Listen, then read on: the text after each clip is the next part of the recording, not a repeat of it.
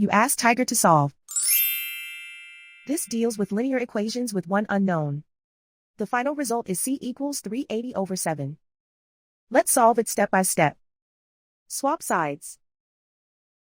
Group all constants on the right side of the equation. Subtract 6 from both sides.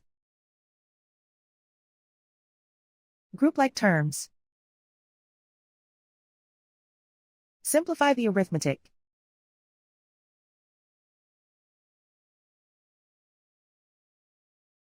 Isolate the C. Multiply both sides by inverse fraction 5/7. Group like terms. Multiply the coefficients. Simplify the fraction. Multiply the fractions. Simplify the arithmetic. And so the final result is C equals 380/7.